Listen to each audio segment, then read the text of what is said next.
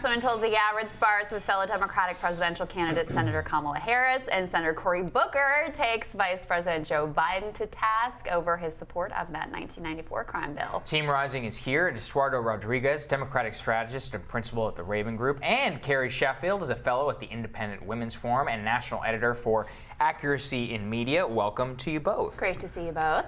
So, interesting shot from Tulsi Gabbard at Kamala Harris saying, I think one of the things I'm most concerned with is Kamala Harris is not qualified to serve as commander-in-chief. I can say this from a personal perspective as a soldier. She's got no background or experience in foreign policy. She lacks the temperament that is necessary for a commander-in-chief. That is quite shot across the bow, actually unprompted. Estuardo, what do you think the calculus is there behind it? Is it just to grab a headline? I mean, I think it's interesting. I mean, right there. But I mean, this is something that I was talking about earlier on. And when you have a field of 24, everyone's trying to position themselves, but the big risk is how much of what you say to distinguish yourself that's negative about one of your Democratic opponents will end up on a GOP commercial. Yes. Right leading up to the 2020 elections. And that's exactly what Democrats have to be cautious about. If you're going to be attacking each other, especially those that are on the front runners, how is that ultimately going to end up hurting the party? She's not wrong. But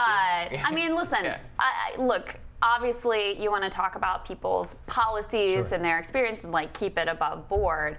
But the Republicans said horrible things about Trump before he got the nomination, horrible things about Trump, and it didn't matter. Well, I think it ended up helping him because it made him even more beloved by his base. Right, because people said, oh, well, if the establishment hates him, that's our guy. Exactly, right? Yeah, that's how it was. And also with the media as well. But I think as far as what Tulsi Gabbard said, there's nothing in the Constitution that says you have to be a soldier or serve in the military. And in fact, recently, most of the people haven't served, or our presidents have not served in the military. So I don't know where she's getting at. I know but I don't think that's exactly what she was. I mean, she wasn't saying you have to have served in the military in order to be commander-in-chief. She was making the case that she has no background, what she says she has no background or experience in foreign policy.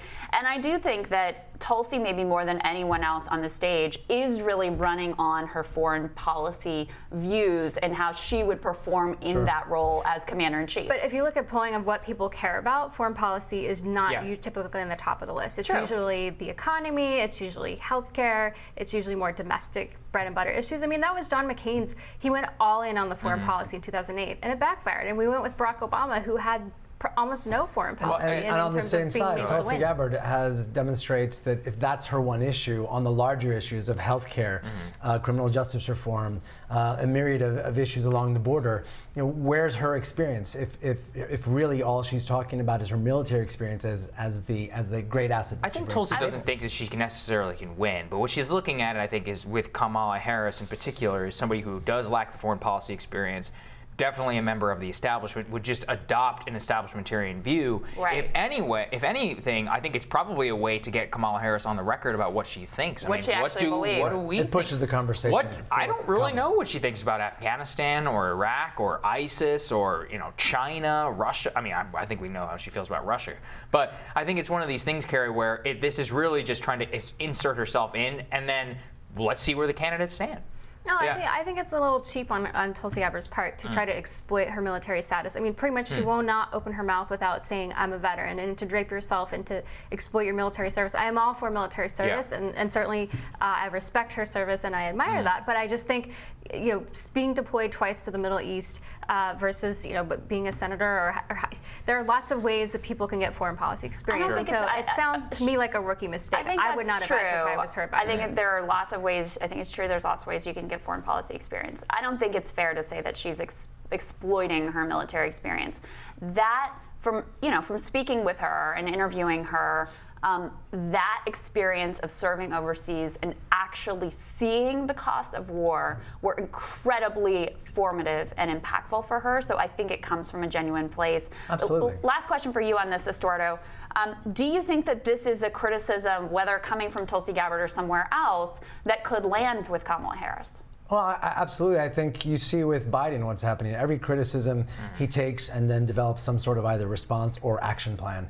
I think Kamala has to also similarly be receptive to the rest of the candidates who are pointing at and wanting to drive their issues. And if they're not going to win, they want to make sure that those the front runners are actually adopting those issues. Another thing we want to get to quickly is debate preview. Yeah, from Cory Booker and Joe Biden. Joe Biden released his new criminal justice reform plan, which we spoke about yesterday. Cory Booker quickly fired back in a tweet. It's not enough to tell us what you're going to do for our community. Show us what you've done for the last 40 years. You created this system.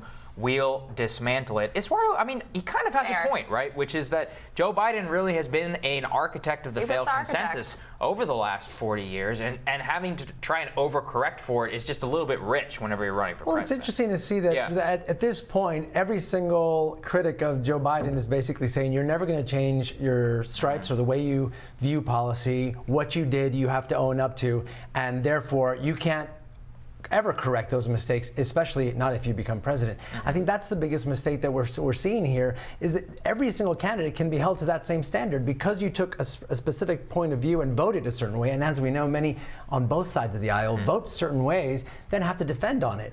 How do you do that? Sure, but what do you think? Facts on the ground, because when the 1994 crime bill passed, you had the Congressional Black Caucus, many African American pastors, et cetera, black community leaders. They were pushing for this bill. They wanted the crack cocaine disparity because they saw how the African American communities, minority communities were being decimated by crime, this crime wave. And so they wanted strict policing. They wanted to clean up their neighborhoods. In fact, they said, this is racist to not clean up our neighborhoods. And so many of them supported these laws. And so I think that's all fair. I think that Cory Booker, his criticism is not fair in terms of when you look at the facts on the ground. And we have to see the crime rates have fallen in response to the fact that we had extra policing. That's debatable. Now we overcorrect. I mean, here's what I would say. Now I do have to say President Trump is taking the lead, and I admire what he's doing across the aisle, working with Democrats as well on criminal justice Cory Booker reform. is an opportunist. I mean, that just is what it is, right? So what he believes on this and what he would have said in the 90s, whatever. But my view, Estuardo, is less that, no one can change and more that Biden has been behind the curve and on the wrong side of the issues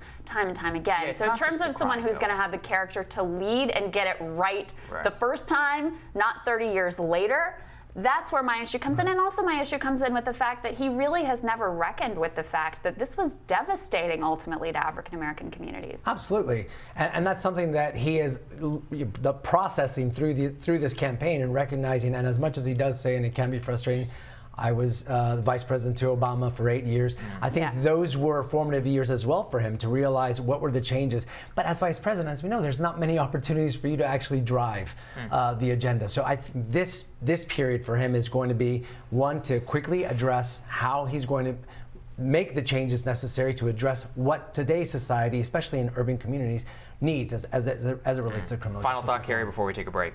Well, yes, it's true that the 94 crime bill ended up saving Black and Latino lives. The crime rate, the murder rate was skyrocketing, and because of the crime bill, many Latino and African American lives were saved. So we need to put that fact on the table, and we need to appreciate our police officers. I think the broader cultural context of all of this is this undercurrent on the left that somehow policing and all police are nefarious and racist inherently, and I think that's a big problem, and I think that President Trump, again, is leading the way to say, look, they're here to serve the community. They put their lives on the line. But I thought President Trump was the leader in criminal justice reform. Can I just quickly say, though, I think the overcorrection in '94 resulted in a lot of Black and Hispanics in jail. Too many of them lost in their jail. lives to being incarcerated. So just to balance that statement out, while you're pointing out the lives saved, too many ended up in jail. Not to mention additional death penalty sentences. Not to mention way. grandmas and children who were not victims of drive-by shootings.